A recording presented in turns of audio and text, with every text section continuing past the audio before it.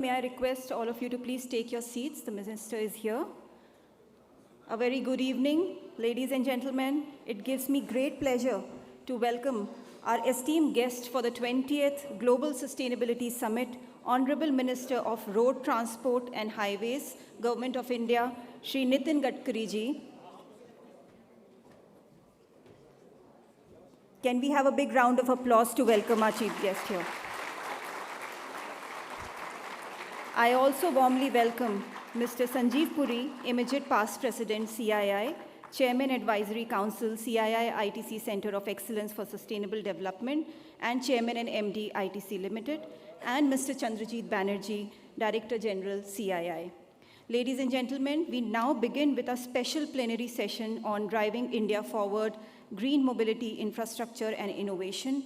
This session will explore the key policies, innovation, and collaboration driving this transition while balancing speed, scale, and sustainability. With this, I would now like to invite Mr. Puri to please give his opening remarks.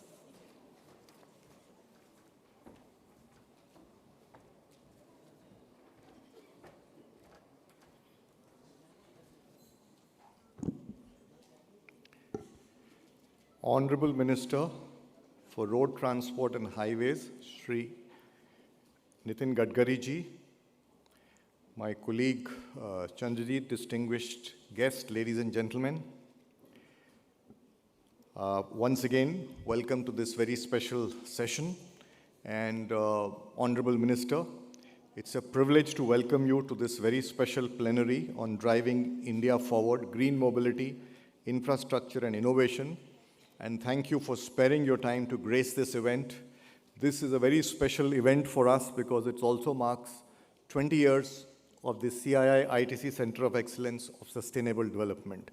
We are indeed grateful for you to be with us on this very important moment. Honorable Minister, we have witnessed how your vision and dedication have helped transform India's infrastructure and promote sustainable mobility. Your focus on inclusive growth is indeed inspiring. As you have rightly pointed out, India's vision of a 5 trillion economy can be realized through strong infrastructure and by creating smart villages along with smart cities. Under your dynamic stewardship, India's road network has expanded tremendously, not just in length, but in strategic importance as well. In fact, it has emerged as a key pillar of India's sustainable progress. It is indeed remarkable that India has the world's second largest road network, with national highways alone growing by 60% over the past decade. What's even more impressive is the fact that the construction pace has accelerated almost threefold to an average of nearly 34 kilometers per day in the last financial year, an extraordinary feat of engineering, planning, and execution. The government's aggressive push for green mobility, be it through electric vehicles, biofuels, or sustainable infrastructure, is boldly rewriting the story of Indian transportation. The government's flagship initiatives like eFAME 2, PM eDrive, PLI schemes, and PM eBus Seva are fueling large-scale EV adoption. The landmark PM eDrive launched just last year has already seen the registration of over 1 million electric 2- and 3-wheelers within a year, a vivid signal of growing consumer confidence and industry readiness. Beyond environmental benefits, this rapidly expanding electric mobility ecosystem is unleashing new employment opportunities and catalyzing cutting-edge innovation, positioning India as a global leader in sustainable transportation solutions. Today's session focuses on 3 transformative themes: how sustainable and innovative approaches to mobility and infrastructure not only mitigate environmental impacts, but also enhance India's economic competitiveness, generates fresh opportunities for innovation, jobs, and improves quality of lives for millions. With the theme of this summit being reimagining sustainability, resilient, regenerative, and responsible, we are reminded that true transformation is a multidimensional and inclusive. Our infrastructure and mobility systems must be resilient to shocks, regenerative in their relationship with nature and communities, and responsible in shaping equitable progress. No doubt, significant progress has been made under your visionary leadership, Honorable Minister, and I'm sure we will take much more bolder steps in the years ahead. To my mind, there are three areas where substantive progress has been made, but there is great opportunity to further work in this area. The first is the area of circularity. Honorable Minister, you have highlighted time again the waste to wealth value chain as well as the need to enhance material recycling, including plastics in highway construction, which will not only reduce reliance on finite resources, minimize environmental impacts, and create livelihoods. We have already witnessed examples of waste material, steel slag, plastic waste, fly ash, and reclaimed asphalt being used to construct highways. If these are combined with circularity principles from extraction to end of life, the dependence on crude oil-derived products will be reduced greatly. An example of such a move was the Urban Extension Road UAER2, inaugurated by the Honorable Prime Minister, which was constructed using 1 million tons of waste from the Bhalswa landfill site. Second is the critical issue of biofuels. Undoubtedly another area where India has taken tremendous and bold steps. We've got biofuels supply chains from certain agricultural crops, and the number of crops is expanding. But there is also opportunity, and this is critical in the context of our ambition going forward, to also leverage agri-waste and wood waste and even bamboo assets. However, these do require some work in streamlining the logistics and the right kind of enabling framework for these to become mainstream. Third, there is a great opportunity to use the power of digital technology, AI, in optimizing as well as enhancing efficiency through better planning of logistics and management of public transport system. Artificial intelligence-guided decision-making has been utilized in offering public transportation services as well as platform-based systems to manage shared transport, reducing emission and improving fuel efficiency. As we aim to deliver on our nation's ambitious climate goals, green mobility and infrastructure will remain foundational pillars of sustainable development. Once again, Honorable Minister, I'd like to thank you for being here today, and we all look forward to your address. Your address has always been very inspirational, motivational, and always sets the path for what all of us do tomorrow. Thank you very much.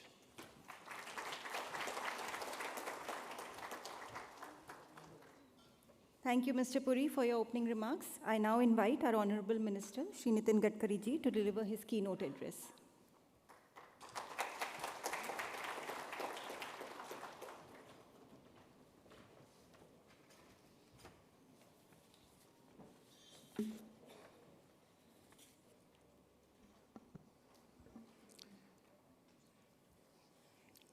Former President CII, Adaraniya Sanjeev Puri ji, director general mister Chandrachit Banerjee, उपस्थित सभी मान्यवर भाइयों और बहनों,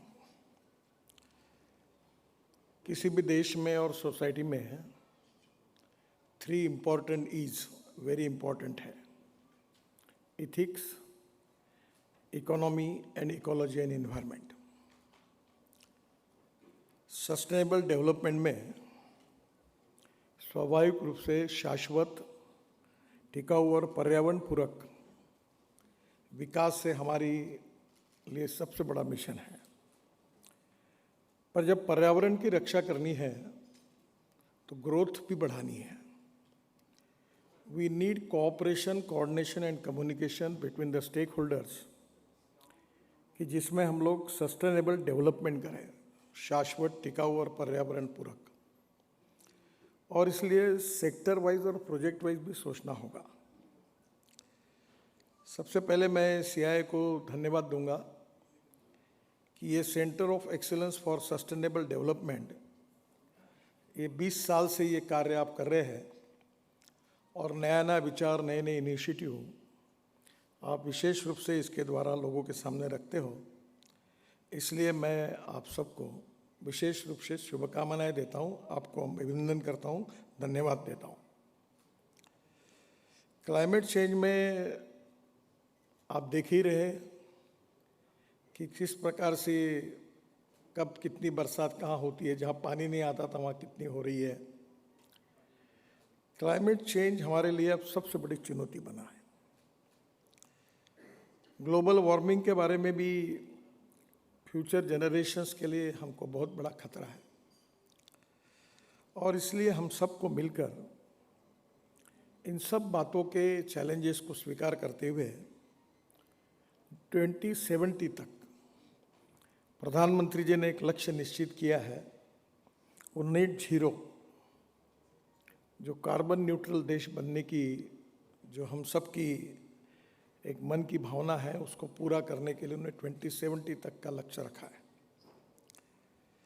जहाँ तक power sector की बात है, मैं ज़्यादा बोलूँगा नहीं, मैं ज़्यादा ट्रांसपोर्ट पर ही बोलने वाला हूँ, सस्टेनेबल डेवलपमेंट के बारे में। पर पावर सेक्टर के बिना देश का विकास, उसको गति हम नहीं दे सकते।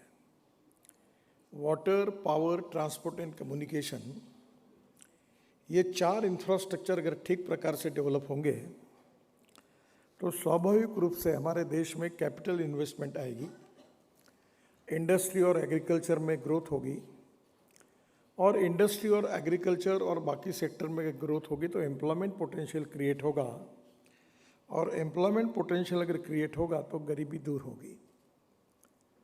अगर हमको वर्ल्ड की 3rd लार्जेस्ट इकोनॉमी अगर बनना है और उसके साथ साथ $5 ट्रिलियन की इकोनॉमी, तो इसमें सबसे इम्पोर्टेंट चीज़ है कि हमें हमारा इंफ्रास्ट्रक्चर बहुत मजबूत करना होगा। Water, power, transport and communication, infrastructure को मजबूत करते समय futuristic technology and futuristic vision for development भी उतनी इम्पोर्टेंट है। मैं अक्सर 2 बातें जो हमारी स्ट्रेंथ है उसका बार बार याद रखता हूँ। One is knowledge to power. Innovation, entrepreneurship, science, technology, research, skilled and successful practices. We name it as knowledge and conversion of knowledge into wealth, ये हमारा फ्यूचर है। जितना ज़्यादा रिसर्च होगा, जितने ज़्यादा इनोवेशंस आएंगे, जितनी बेस्ट टेक्नोलॉजी आएंगी, उतनी हमारी विकास की भी गति बढ़ेगी और पर्यावरण की भी रक्षा होगी। अगर देश की सुरक्षा भी करनी है तो हम बचपन में लड़ाई देखते थे, वो ट्रक में सैनिक चढ़ते थे, फिर ट्रक जाती थी, फिर सीमा पर लड़ाई होती थी। अब लड़ाई में सीमा पार करने की ज़रूरत ही नहीं है, मिसाइल और ड्रोन से लड़ाई होती है, और उसमें इतनी टेक्नोलॉजी डेवलप हो रही है कि फ्यूचरिस्टिक इनोवेटिव टेक्नोलॉजी के ऊपर ज़्यादा से ज़्यादा काम करना है। यही भविष्य के विकास के लिए हमें सबसे बड़ी आवश्यकता है। मैं एग्रीकल्चर में काम करता हूँ। मेरे यहाँ मैंने AI इन एग्रीकल्चर पर काम शुरू किया है, तो बहुत आश्चर्य लगा मुझे भी कि मेरे यहाँ वेदर स्टेशन है खेत में, मॉइस्चर गिनने के लिए एक मशीन लगाई है, और माइक्रोसॉफ्ट और गूगल के साथ अमेरिकन सैटेलाइट मेरे खेत के फ़ोटो निकालकर मेरे मोबाइल पर मैसेज आता है कि अब पानी की ज़रूरत है, अब ये फर्टिलाइज़र दो, 8 दिन के बाद ये डिसीज़ आने वाला है। तो AI इन एग्रीकल्चर से प्रोडक्शन एक्सपेंडिचर जो है वो भी आधा हो जाएगा, फर्टिलाइज़र का खर्चा भी कम होगा, क्योंकि जो ज़रूरत है वही फर्टिलाइज़र देना है। ऐसा सभी क्षेत्रों में टेक्नोलॉजी का रिलीवेंस बढ़ा हुआ है, और मुझे तो लगता है कि CII जैसी संगठन ने हर क्षेत्र में ये भविष्य में फ्यूचरिस्टिक विजन फॉर डेवलपमेंट और फ्यूचरिस्टिक टेक्नोलॉजी के ऊपर एक अलग planning in detail in advance आज बनाने की ज़रूरत है। उसके लिए हर क्षेत्र के थिंक टैंक को ऑर्गेनाइज करने की आवश्यकता है, और ये बहुत तेज़ी से हमारे यहाँ लोग इस पर काम भी कर रहे हैं, और उनके बीच में जितना हम लोग कॉन्टैक्ट एस्टेब्लिश कर पाएंगे उतना उपयोगी होगा। और दूसरी जो फिलॉसफी है जो सर्कुलेशन इकोनॉमी में बहुत इम्पॉर्टेंट है, वो है waste to wealth. No person is waste and no material is waste. It is depending upon the appropriate technology and appropriate vision of the leadership that you can convert waste into wealth. और मुझे लगता है एक बहुत बड़ी समस्या है, और मेरा आग्रह है कि इसमें पब्लिक प्राइवेट इन्वेस्टमेंट सक्सेसफुली आ सकती है 5 लाख करोड़ की। जैसे अभी म्यूनिसिपल वेस्ट है, सॉलिड वेस्ट, अभी UR2 में, दिल्ली मुंबई हाईवे में, वडोदरा, अहमदाबाद डोलरो, ऐसे अनेक रोड पर हमने 80 लाख टन कचरा सेग्रीगेट करके रोड में यूज़ किया है। बाद में मेरे ध्यान में आया कि ये जो कचरा हम सेग्रीगेट करते हैं, जिसमें से प्लास्टिक, मेटल और ग्लास, इसको रिसाइकलिंग किया जा सकता है, और ऑर्गेनिक वेस्ट जो होती है उसको अगर हम बायोडाइजेस्टर में डालते हैं तो उसमें से मीथेन निकलता है, और मीथेन से CO2 अलग करके उसमें बायो CNG तैयार होता है। पर आजकल मीथेन से हाइड्रोजन भी तैयार कर सकते हैं। तो ग्रीन हाइड्रोजन मिशन ये मेरे हिसाब से सबसे इम्पॉर्टेंट है। जो कोल से हाइड्रोजन तैयार होगा वो ब्लैक हाइड्रोजन है, और कोल गैसिफिकेशन से अभी मिथेनॉल भी बनता है। मिथेनॉल मरीन फ्यूल करके बहुत अच्छा है। अशोक लेलैंड की 15 बसेस बेंगलोर में 15% मेथेनॉल डीजल में डालकर हमने successfully pilot project successfully implement किया।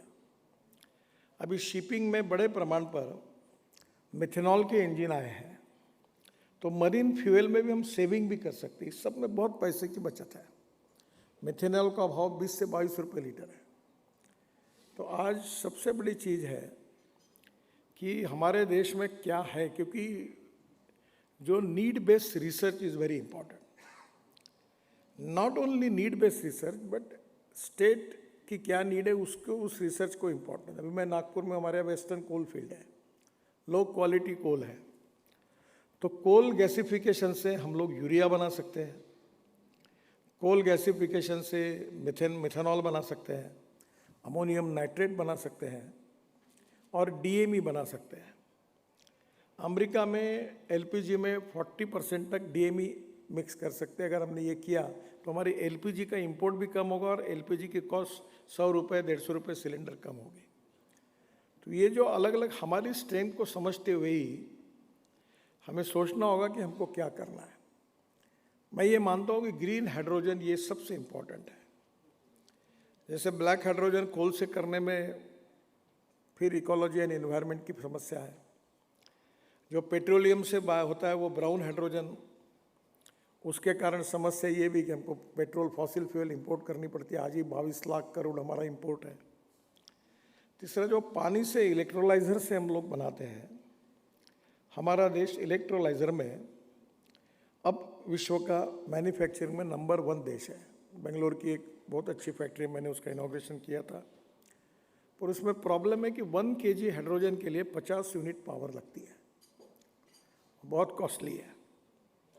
मैं कोई एक्सपर्ट नहीं हूँ, पर मुझे लगता है कि विशेष रूप से म्यूनिसिपल वेस्ट को सेग्रीगेट करके और बायोटेक्नोलॉजी का उपयोग करके अगर बायोमास हमने जनरेट किया तो हम बड़े प्रमाण पर ग्रीन हाइड्रोजन को निर्माण कर सकते हैं। और मैं अपने मन में हर बार सोचता हूँ कि ग्रीन हाइड्रोजन की कीमत अगर $1 पर kg अगर हम ला सके तो हम विश्व में एनर्जी को आयात करने वाला नहीं, निर्यात करने वाला देश बन सकते हैं। अब हाइड्रोजन की रेलवे गाड़ी तैयार हो गई है, रेलवे इंजन। अभी मुझे खुशी है कि मेरे विभाग ने हाइड्रोजन पर एक बहुत अच्छा प्रोजेक्ट लिया है। ये जो प्रोजेक्ट है ये करीब 10 रोड्स हमने सिलेक्ट किए हैं, और उसमें टाटा, अशोक लेलैंड, वोल्वो, अनार्ट, BPCL, IOCL, HPCL, NTPC, Reliance, और ये 10 रोड जो है ये पूरे देश में अलग अलग जगह पर हैं। और हाइड्रोजन फिलिंग स्टेशन और ट्रक्स, ये पहली बार हाइड्रोजन, ये ग्रीन हाइड्रोजन पर चलाने की हमारी कोशिश है। अब ये कठिन है पर असंभव नहीं है। एक 4 महीने पहले मैंने ताज पैलेस में होटल में टाटा कंपनी के 3 ट्रक को लॉन्च किया था। 2 ट्रक जो थे वो आईसी इंजन में हाइड्रोजन डालकर चलने वाले थे और एक जो था वो हाइड्रोजन फ्यूल सेल पर चलने वाला था। अब हवाई जहाज भी हाइड्रोजन पे चल सकता है, तो मुझे लगता है कि हाइड्रोजन ये विशेष रूप से ग्रीन हाइड्रोजन ये ग्रीन मिशन में सबसे इम्पोर्टेंट है और इसमें बड़े प्रमाण पर फार्मास्यूटिकल, स्टील इंडस्ट्री, जहाँ जहाँ हम लोग कोयला यूज़ करते हैं, ऑयल यूज़ करते हैं, गैस यूज़ करते हैं, हर जगह पर अगर हमने हाइड्रोजन यूज़ किया तो मुझे लगता है कि ये हमारे देश की बहुत बड़ी उपलब्धि होगी। हमने जो प्रोजेक्ट में जो रोड चुने हुए ग्रेटर नोएडा, दिल्ली, आगरा, भुवनेश्वर, कोणार्क, पुरी, अहमदाबाद, वडोदरा, सूरत, साहिबाबाद, फरीदाबाद, दिल्ली, पुणे, मुंबई, जमशेदपुर, कलिंगानगर, तिरुवनंतपुरम, कोची, कोची, इड़ापल्ली, जामनगर, अहमदाबाद और विशाखापट्टनम, भयावरम। तो ये 10 रूट पर अभी हमारा काम भी शुरू हुआ इन कंपनियों के साथ। वॉल्वो ने बना भी लिया उनके ट्रक बहुत अच्छे। तो मुझे लगता है कि हाइड्रोजन मिशन ये बहुत इम्पोर्टेंट है। दूसरा जो इम्पोर्टेंट जो एनर्जी सेक्टर में है कि हम 20% इथेनॉल जो तैयार कर रहे हैं वो पहले हमने मोलाइसिस से, शुगर केन जूस से, सी मोलाइसिस से करते थे।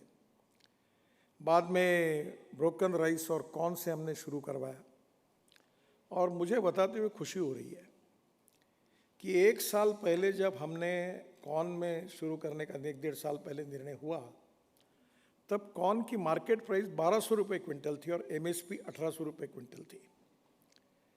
पर जैसे कॉर्न से इथेनॉल बनना शुरू हुआ तो प्राइस 2800 रुपये क्विंटल होगी। पूरी साहब को मेरे से ज़्यादा पता होगा क्योंकि आईटीसी मेजॉरिटी इस फील्ड में काम करती है। और 42,000 करोड़ किसानों के जेब में गए और बिहार, यूपी और देश के पूरे भागों में अब कॉर्न का प्लांटेशन 3 गुना बढ़ा, क्योंकि एक तरफ हमारे पास rice surplus, sugar surplus, wheat surplus, ये सब प्रॉब्लम थे। तो कॉर्न ने एक नई एग्रो इकोनॉमी को एक नई दिशा दी।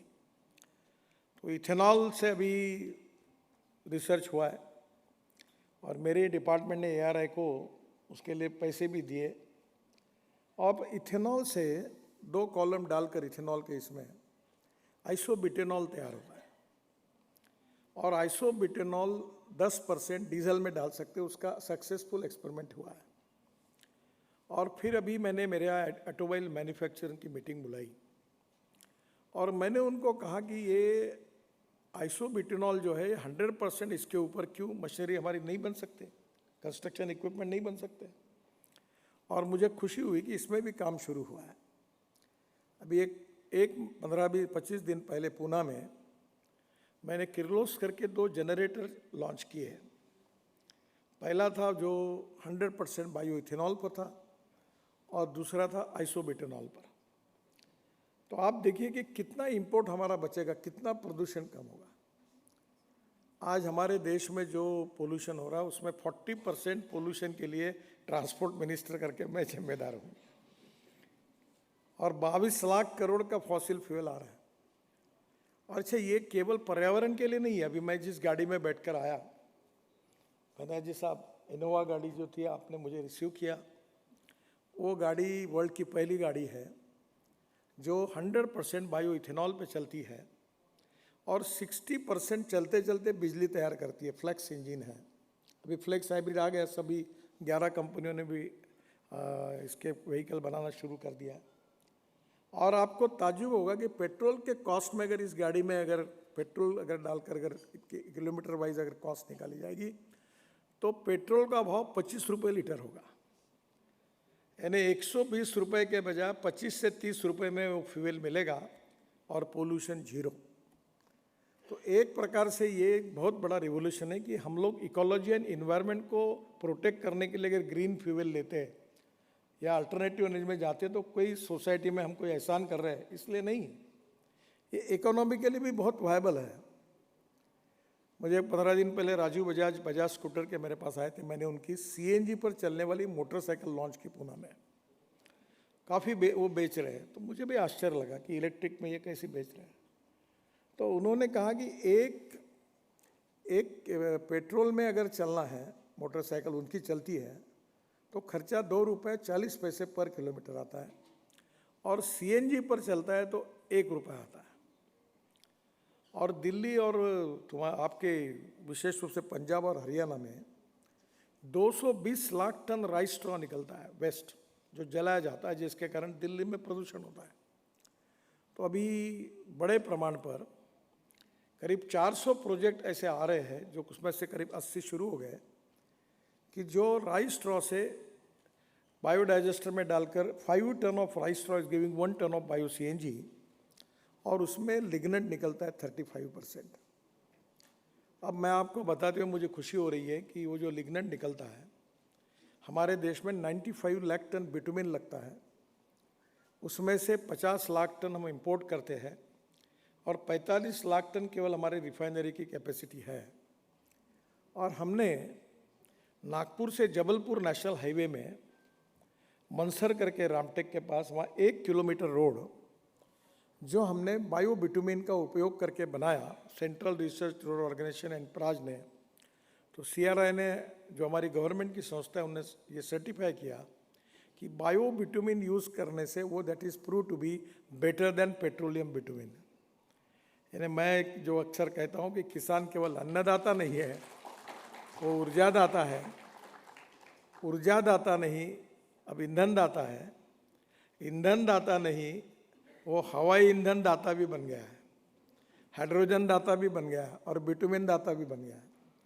पानीपत में जो प्रोजेक्ट इंडियन ऑयल ने शुरू किया है, जो हमारे लिए बड़ा प्रतिष्ठा का है, पीछे लगकर बहुत मुझे खुशी है कि 1 lakh litre ethanol per day, 150 ton bio bitumen और 78,000 ton per year sustainable aviation fuel वहाँ बन रही है।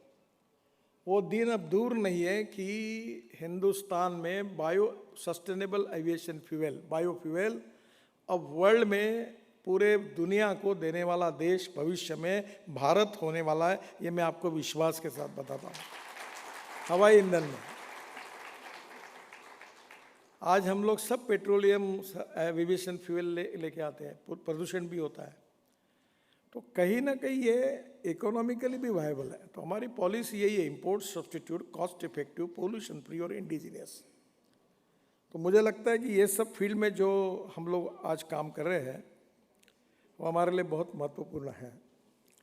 आप बाम्बू की बात करें, हमने बाम्बू में 80 किलोमीटर क्रैश बैरियर बना है, और वो जो बना है क्रैश बैरियर, वो इंदौर के हमारी जो ये आप देख रहे हैं, ये इंदौर की जो इंस्टीट्यूट है, उसने कहा कि ये स्टील से भी अच्छे हैं, मजबूत है, इको फ्रेंडली है। और अभी बड़े प्रमाण पर अरुणाचल, मेघालय, त्रिपुरा, नॉर्थ ईस्ट में हम इसको यूज़ करेंगे, वहाँ बाम्बू है।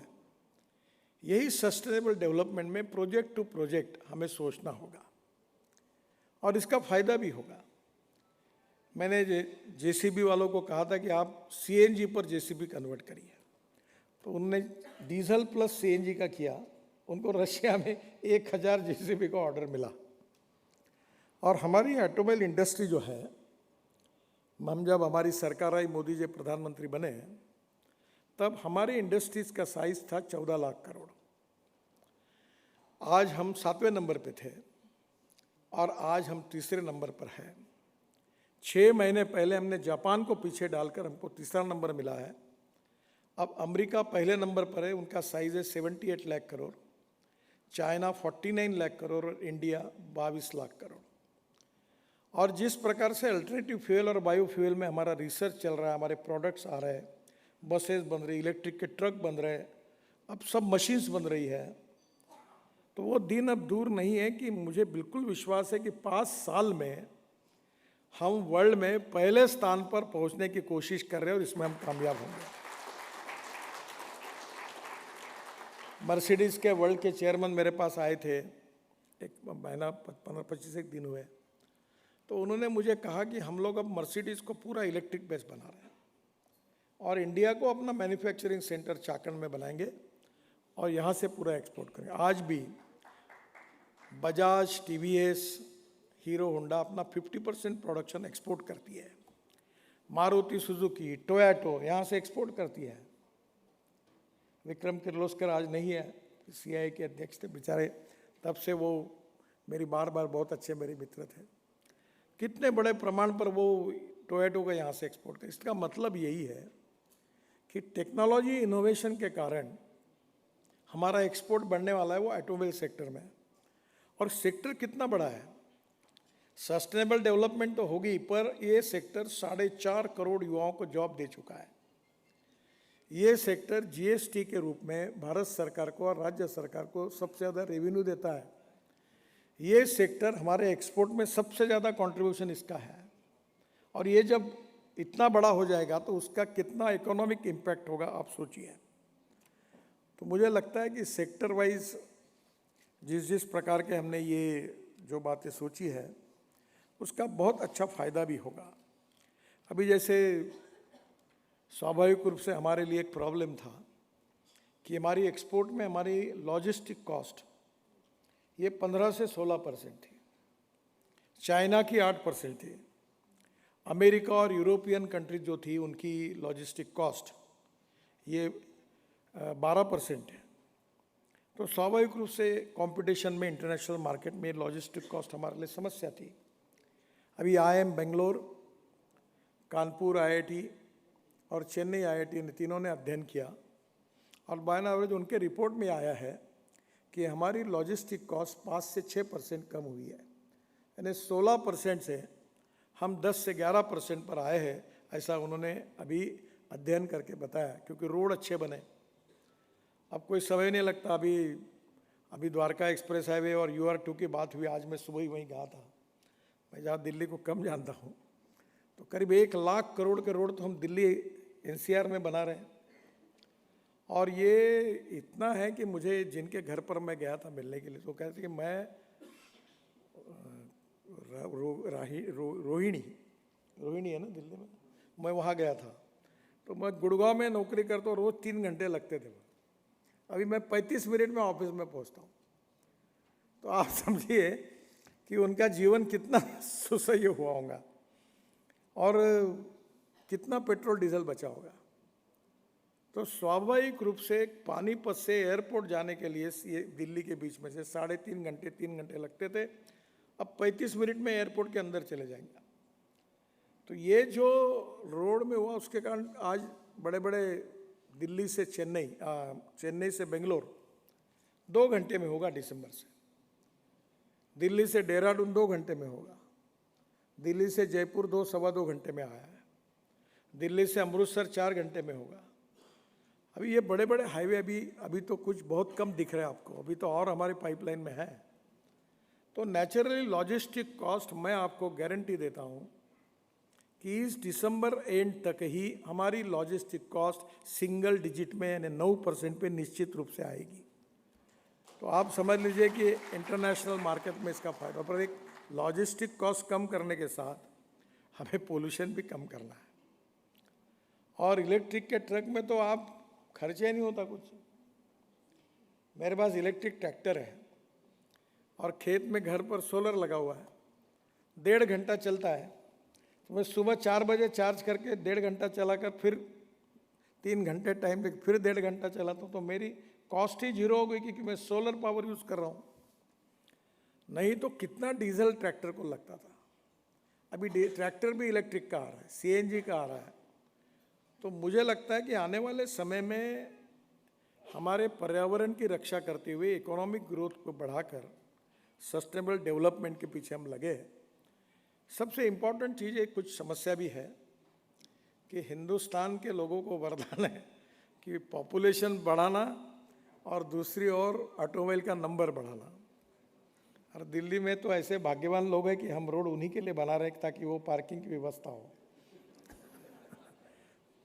हमारे मालूम नहीं मुझे, इस शहर में बड़े से बड़े लोगों के यहाँ कभी खाना खाने के लिए जाओ, बंगला बहुत अंदर है, बड़ा मार्बल ग्रेनाइट लगा हुआ था, चकाचक सब होता है, पर गाड़ियाँ रोड पर खड़े करते हैं। तो पार्किंग की समस्या है।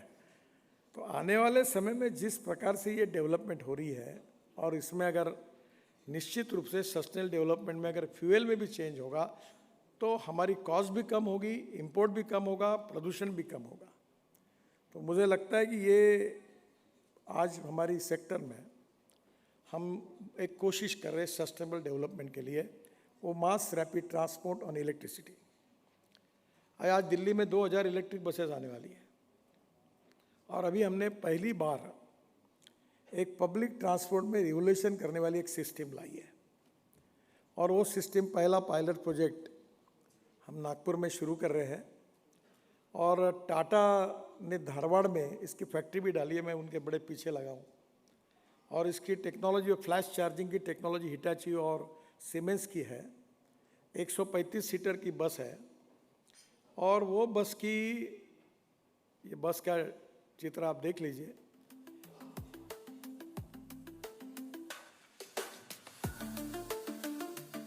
एक 135 सीटर है, जैसे एयर होस्टेस होती है वैसे इसमें बस होस्टेस है। हर एग्जीक्यूटिव चेयर है, टीवी लगा हुआ है।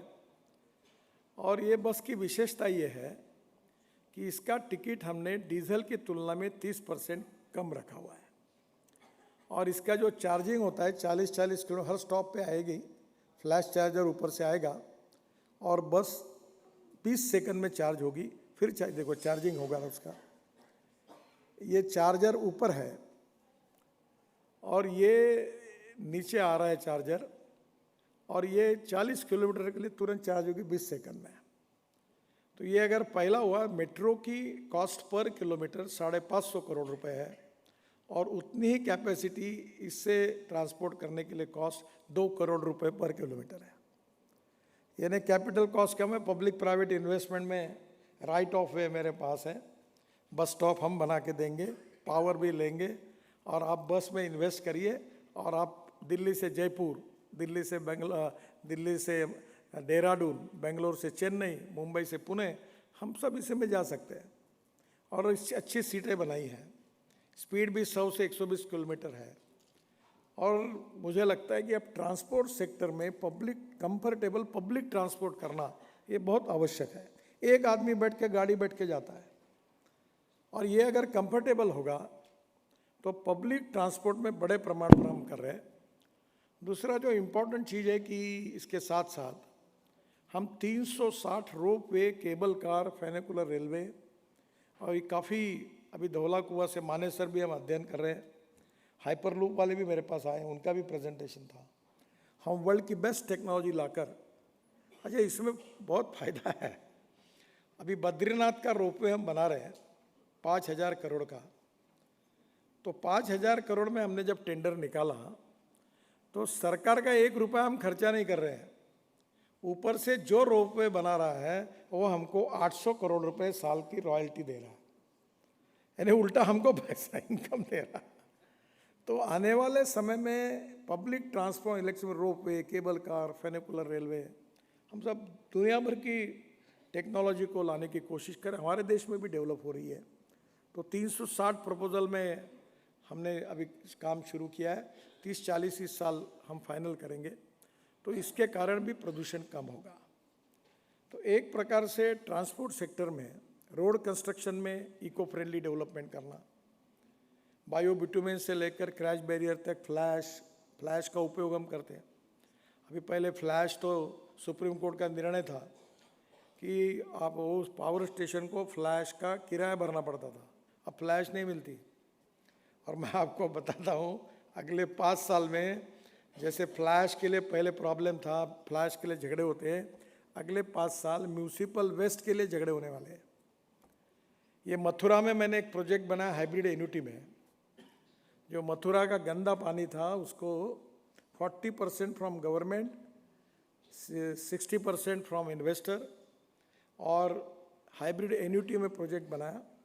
और आप एक त्रिवेणी इंजीनियरिंग करके कंपनी ने लिया और वो 80 mld स्लज को शुद्ध करके वो जो पानी निकल रहा है वो मथुरा की रिफाइनरी इंडियन ऑयल की यूज़ कर रही है और साल के 20 करोड़ रुपए वो उनको दे रहे हैं। जो 25 करोड़ यूपी सरकार को देती थी, उनका भी फायदा, इनका भी फायदा, सबका फायदा। और मथुरा का 80 mld स्लज उसमें साफ हो गया। तो solid waste and liquid waste management भी बड़ा पोटेंशियल है।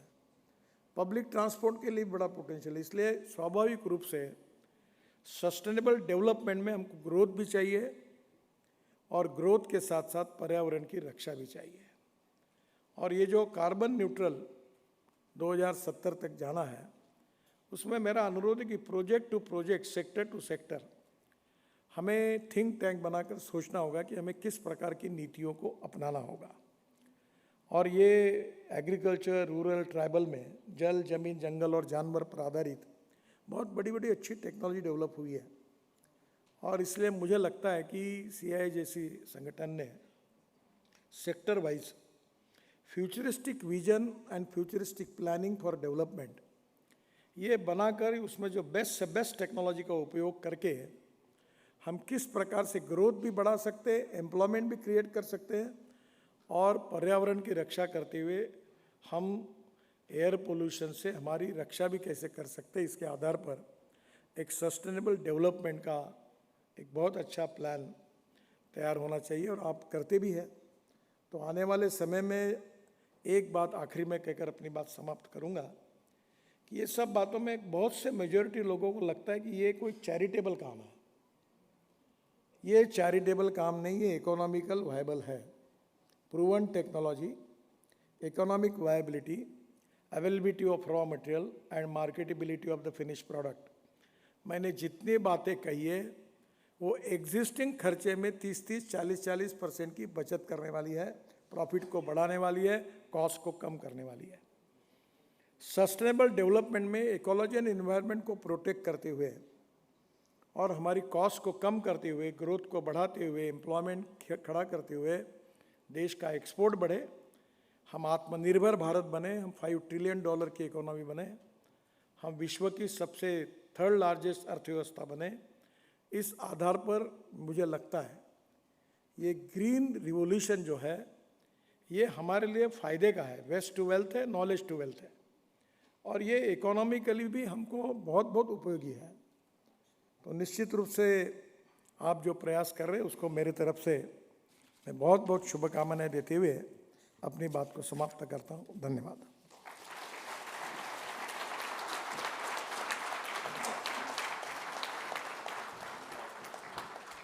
Thank you very much, Honorable Minister, for your valuable insights and sharing them with us. I'll request our esteemed dignitaries to kindly come forward for the release of CII process white paper on scaling zero emissions delivery in India. I also invite Pragya from process to join the dignitaries on the dais for the release of the white paper.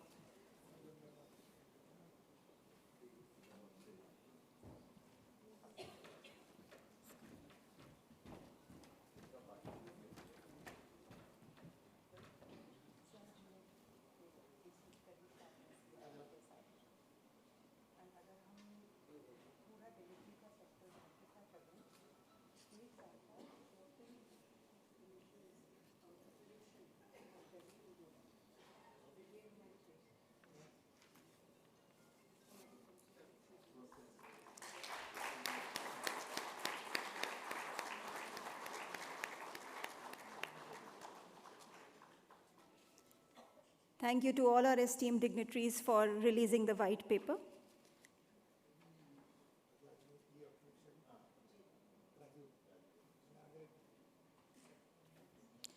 To take this conversation forward, I would now request Mr. Chandrajit Banerjee to please share his thoughts and moderate the discussion.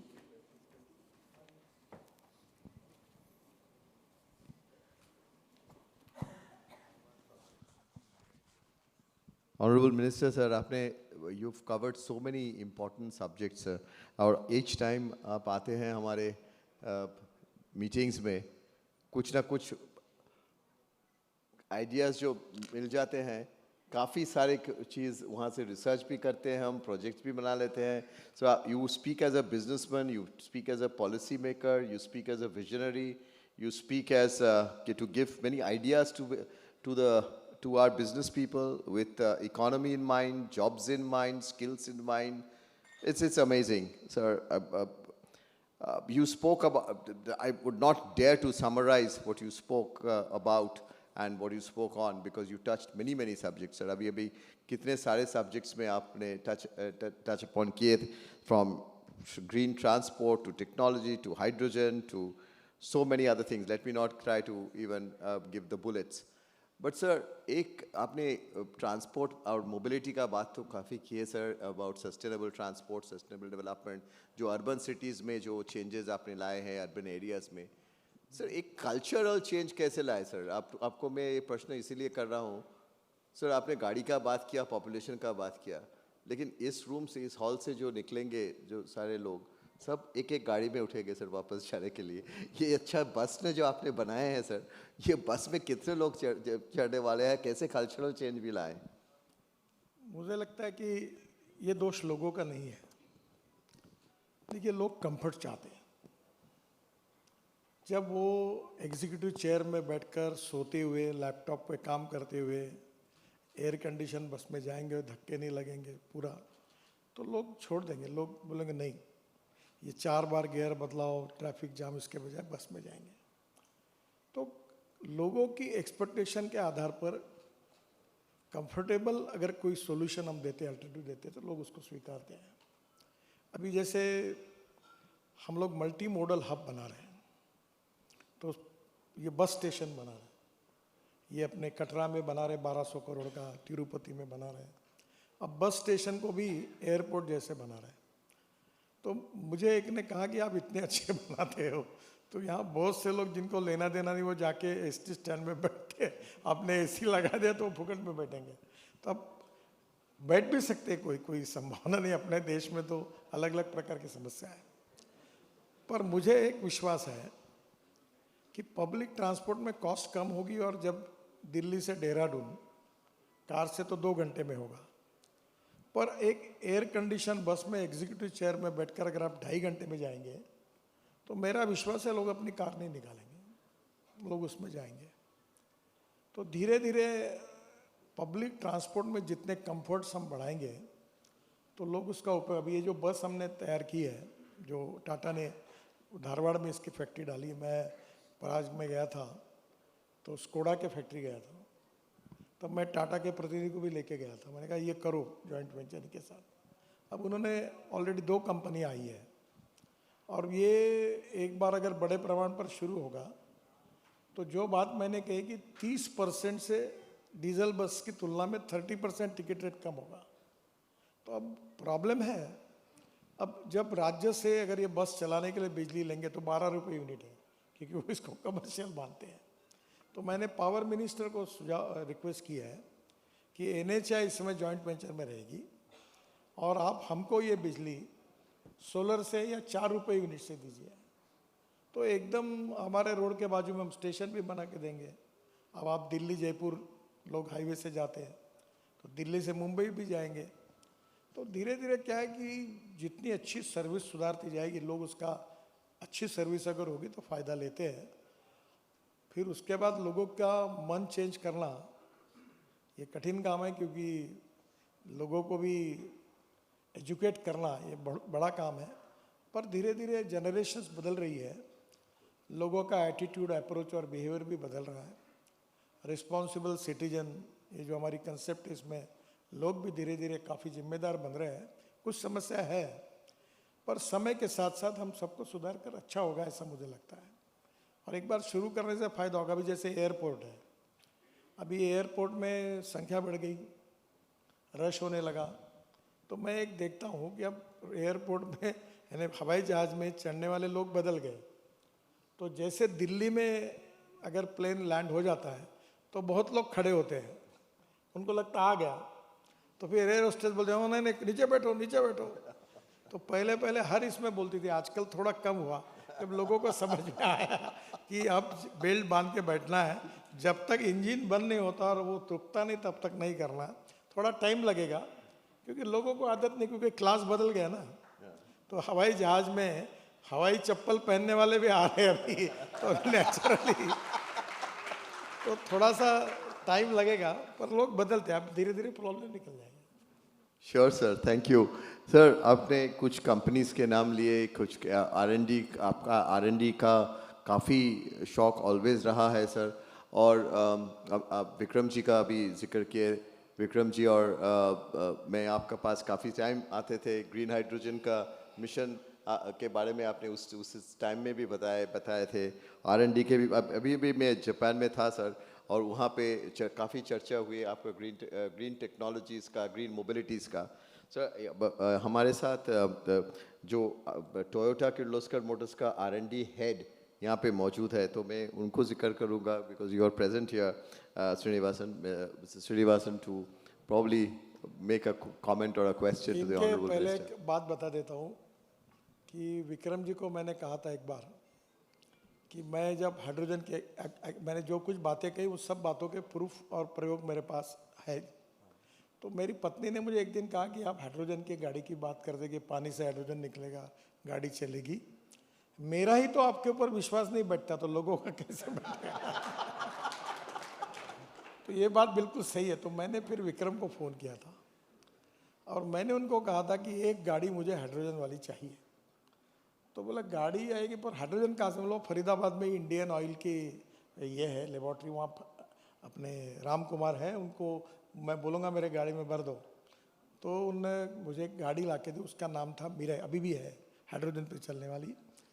तो Mirae शब्द का अर्थ है future, भविष्य। तो वो गाड़ी अभी भी मैं इसलिए पार्लियामेंट में कभी यूज़ करता हूँ ताकि लोगों को ये बताता हूँ कि भाई हाइड्रोजन पे गाड़ी चल सकती है, देखो इथेनॉल पे 100% चल सकती है। देखो पहले इलेक्ट्रिक में यही समस्या थी। मैं जब इलेक्ट्रिक की शुरू हुआ तब लिथियम आयन बैटरी की कॉस्ट $150 पर kWh थी। तब अब तो लोग हैं, अभी सभी क्षेत्र में विद्वान लोग तो होते ही है। तो मुझे एक ने पूछा कि इलेक्ट्रिक की गाड़ी की वकालत कर रहे हो आप, और गाड़ी अगर रास्ते में बंद पड़ेगी तो धक्का मारने के लिए आप आओगे क्या? अब मैं उनका नाम नहीं बताता, पर अब कोई गाड़ी बंद नहीं पड़ेगी। अब बड़े बड़े ब्रांड्स की इलेक्ट्रिक गाड़ी आ गई। तो कहीं ना कहीं लोगों को इन सब बातों को स्वीकार करने में भी थोड़ा समय लगता है, और लोग उसको स्वीकार रहे हैं। और इसमें टोयोटा ने अल्टरनेटिव फ्यूल और बायोफ्यूल में ये जो फ्लेक्स इंजन है उनकी गाड़ियाँ भी आई है। तो अभी इथेनॉल की आई है। इंडियन ऑयल ने 350 पंप भी खोले, पर प्रॉब्लम आती ही है। हमारे न समझते GR निकला कि पेट्रोल में 20% तक इथेनॉल डालेंगे तो 5% के GST लगेगा, और 20% के ऊपर जाएगा तो 18% लगेगा। अब वो हमें मालूम ही नहीं है कब किसने लिख दिया। एक अंडर सेक्रेटरी ने अपनी कमाल कर दी, वो सर्कुलर निकल गया। अब वो निकलने के बाद अब जब हम लोग 100% इथेनॉल पे जाते तो बोलते 18% टैक्स दो। अब वो बदलने के लिए जब फाइनेंस मिनिस्टर को मैंने रिक्वेस्ट किया, उनका बदलते हैं, पर GST काउंसिल में जाना पड़ेगा। अब GST काउंसिल में मेजोरिटी से निर्णय होगा। तो अब वो इथेनॉल का भाव अगर पेट्रोल की तुलना में कम से कम 40 रुपये कम होगा तो लोगों में वो आकर्षण होगा। तो कहीं ना कहीं दिक्कतें आती है, वो सॉल्व भी होती है, तो कभी भी चलते रहता है। आप बताएं। Sir, thank you very much. Before I ask your opinion, I'll share one small story. From nearby Bangalore, one of the village family, they came in a small Maruti vehicle, 25-year-old, to Kumbh Mela on the road. And this happened only because of your highway. So we're really grateful, sir. Our generation is really grateful because we never thought we can get this type of infrastructure which we used to always see in other countries. Thank you very much.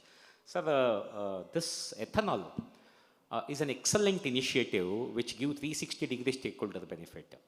Now, your visionary leadership in bringing everybody on one platform to develop this is amazing.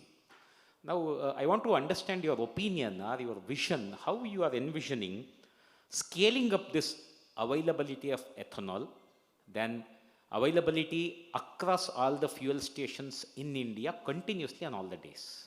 What's your vision? देखिए, पहली बात तो ऐसी है कि देश में 1100 crore litre ethanol बनता है जो पेट्रोलियम मिनिस्ट्री लेती है।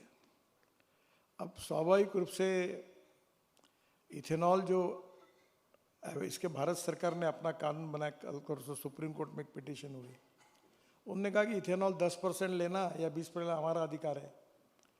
पहली बात तो ऐसी है कि ये सब बातों के पीछे जिनका इंपोर्ट खत्म हो रहा वो तो नाराज होते हैं, वो नाराजी मेरे ऊपर निकालते हैं सोशल मीडिया में काफ़ी बड़े प्रमाण पर। पहली बात तो ऐसी है कि इंडिजिनियस फ्यूल के बारे में कोई भी हो, अल्टरनेटिव और बायोफ्यूल में हमने आत्मनिर्भर बनना चाहिए। हमारा 22 लाख करोड़ रुपए का इंपोर्ट खत्म होना चाहिए। फॉसिल फ्यूल के कारण जो पोल्यूशन होता है वो समाप्त होना चाहिए। अब लोग मुझे पूछते हैं कि तुम ये भी बोलते, इथेनॉल भी बोलते, मिथेनॉल भी बोलते, हाइड्रोजन भी सब होगा तो फिर क्या होगा? मतलब कुछ नहीं होगा। तुम्हारे जैसे 1000 लोगों में जितनी ताकत है उतना भी कर ले तो भी ये इंपोर्ट कम करना एक बहुत कठिन काम है। और इसलिए पहली बात तो इसमें कोई ये नहीं। दूसरी बात, जैसे मैंने कहा कि इथेनॉल टू आइसोब्यूटेनॉल, और दूसरा इथेनॉल से फ्लेक्स इंजन 100%, तो ये बातों से डिमांड बढ़ेगी। और अभी इसका फ़ायदा जो एग्रीकल्चर सेक्टर को होगा। जैसे मैंने कहा कि एक समय, आप सब पता है आपको, यूपी में शुगर फैक्ट्री किसानों के पैसे नहीं दे सकती थी, क्योंकि गन्ना खरीदने के बाद, शुगर तैयार होने के बाद गन्ने का पैसा 15 दिन में दो और शुगर साल भर में 10-10% बेचो तो पैसे ही नहीं आता था। पहली बार जो किसानों का बकाया था वो इथेनॉल के कारण किसानों को मिला है। तो मेरा सबसे बड़ा मिशन यही है कि diversification of agriculture towards energy and power sector, और उसमें कोई कमी नहीं है। जिस चीज़ की जितनी डिमांड होती है उतना सप्लाई बढ़ता है, सप्लाई बढ़ता है, डिमांड बढ़ती है। तो आने वाले समय में मैं आपको एक छोटी बात बताता हूँ कि अभी बहुत दिन पहले बांग्लादेश के प्रधानमंत्री जब थी हसीना जी, तो मेरी उनसे मुलाकात हुई थी। तो नुमालीगढ़ जो है आसाम में, वहाँ से पाइपलाइन जाती बांग्लादेश में पेट्रोल और डीजल से। तो मैंने इनको सुझाया कि आपके देश का पेट्रोल सस्ता हो सकता है। तो उन्होंने मुझे कैसा सस्ता हो सकता है? मैंने बोला आप ये जो पेट्रोल यहाँ से ले जाते पाइप में, उसमें आप अगर ये इथेनॉल डाल देंगी तो दोनों के कॉस्ट फर्क के कारण आपका 2-3 रुपये सस्ता हो जाएगा। तो अभी श्रीलंका भी चाहती है, वर्ल्ड में बहुत जगह इसको एक्सपोर्ट भी पोटेंशियल है, पर आज तो हमारी रिक्वायरमेंट ये। इसलिए मुझे लगता है इस इकोनॉमी को, जो ग्रीन इकोनॉमी में इथेनॉल की है, आइसोब्यूटेनॉल की है, बायो सीएनजी की है, ये जो हमने पर्याय सोचे, मिथेनॉल के है, इलेक्ट्रिक के, हाइड्रोजन के है, ये सब बाद में एक बात पक्की है कि एक तरफ हम ये तैयार कर रहे हैं, हमारी क्षमता इतनी है, इसकी डिमांड इतनी है और डिमांड बढ़ते जा रही है। तो मुझे लगता है कि ओवरऑल फ्यूचर बहुत अच्छा है। अभी डोमेस्टिक ही मार्केट में बहुत ज़्यादा है, कल जाके अगर अपॉर्चुनिटी मिली तो हम एक्सपोर्ट भी कर सकते हैं। तो मुझे लगता है there is no doubt about anything, बहुत अच्छा फ्यूचर है और इथेनॉल की इकोनॉमी अच्छी होगी और उसमें कोई प्रॉब्लम नहीं होगा। और अब किसान भी समझते हैं, अब कॉर्न का 3 गुना बढ़ गया। क्यों? किसी ने एडवर्टाइजमेंट नहीं की, किसी ने प्रचार नहीं किया। जब उसको 1 एकड़ में 3 बार कॉर्न का पिक लेता है, 110 दिन में आता है, और 25 क्विंटल पर एकड़ उसको कॉर्न हो रहा है, तो 75 क्विंटल में अगर आज वो 2800 का भाव अगर 2022 में स्टेबलाइज होता है तो उसको 2 लाख रुपए एकड़ मिलेगा प्रॉफिट। तो वो नेचुरली उसको बताने की ज़रूरत नहीं है। तो इससे फिर उसकी परचेसिंग पावर बढ़ेगी, फिर रूरल एग्रीकल्चर पे उसका इम्पैक्ट होगा। तो ये सस्टेनेबल डेवलपमेंट मल्टीप्लाई होगी, मुझे कोई इसका डाउट नहीं लगता। सर, आपका साथ जब हम सेशन रखेंगे फ्यूचर में, आपको ऑफिस को रिक्वेस्ट करेंगे सर कि आपको आधा दिन का टाइम निकालें। सर, क्वेश्चंस बहुत सारे आ रहे हैं, रिक्वेस्ट बहुत सारे आ रहे हैं, लेकिन last question because short question because he has to go.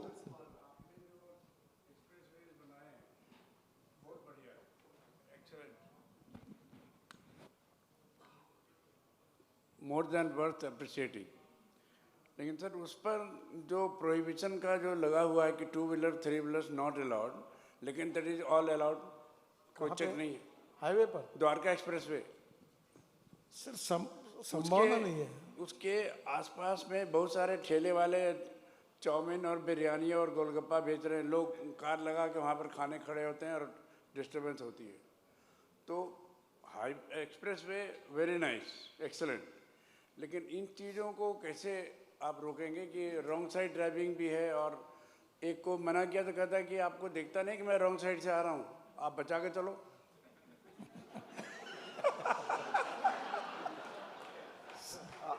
Sir दुनिया के सब सवालों का जवाब मैं दे नहीं सकता क्योंकि उसके लिए जिम्मेदार है। मैं आपको इतनी बात बता दूं कि everywhere there are problems. There are some people who convert problems into opportunities and there are some people who convert opportunities into the problems. तो अभी हमने एक्सिस कंट्रोल हाईवे बनाया, तो मैंने देखा कुत्ता भी अंदर घुसा, तो अभी मैंने दीवालों की डिज़ाइन बनाई प्रीकास्ट और उसके ऊपर तार लगाई, फिर स्ट्रक्चर की क्वालिटी बनाई, प्रीकास्ट को मैंडेटरी कर दिया। तो धीरे धीरे समस्या भी आती है, उससे हम सीखते भी जाते हैं। पर आप बोल रहे, आज मैं पूरा UR2 से द्वारका हाईवे से गया था, तो लगभग मुझे ज़्यादा प्रॉब्लम कहीं ध्यान में नहीं आए। इसके बाद आखिर हमारी जनता है, उनका एक स्वभाव है और अधिकार है उनको तो फिर भी उनको समझाने की कोशिश करते रहेंगे। We must respect the timing of the Honorable Minister. He has to leave for another appointment. But sir, आपने जो बात की, sir, policy navigation is difficult, sir. You said policy, पर हम लोग तो आपका पास आते ही हैं recommendations लेके, लेकिन navigate करना कितना मुश्किल है, traffic से ज़्यादा या कम, वो आपको मालूम, the cultural navigation that we will do, but we will do all this navigation through your guidance, under your leadership, through further discussions involving everyone else. But I'd like to end the session by not just only thanking you for your phenomenal vision, but also for the time and opportunity that you give to many, many minds to flourish and to grow up. So I'd like to also request Mr. Puri to join me in this vote of thanks to you for this wonderful evening that you have given to us. Honourable minister, ये जो session है, मतलब इसमें मुझे vote of thanks देने में दुखी हो रही है, बिकॉज इतना इंटरेस्टिंग सेशन है, इतनी जानकारी, इतने नए आइडियाज़ आपने सामने रखे हैं। और जैसे कि पहले देखा है कि जो आप आज कहते हैं हम लोग कल और परसों करते हैं, तो ऐसे ही आपने बहुत आइडिया सामने रखे हैं। तो आई एम श्योर आगे जाके जब देखेंगे, वी विल ऑल्सो सी कि कितने रफ्तार से ये सब आइडियाज़ आगे गए हैं, because you have the capacity not only to give ideas, but पूरे सिस्टम को आप मोबिलाइज करते हैं इस आइडिया को आगे ले जाने के लिए। और आपका ये सेशन यहाँ पे आप आ जाए, आप बहुत बहुत धन्यवाद, बहुत जानकारी मिली। Thank you very much.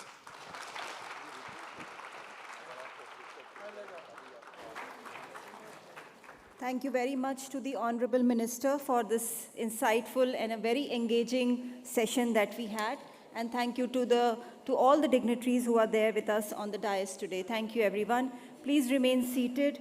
With this, we close the special plenary session and we begin with the next session, which is on integrating sustainability in the value chains right here in this hall, Sovereign Hall.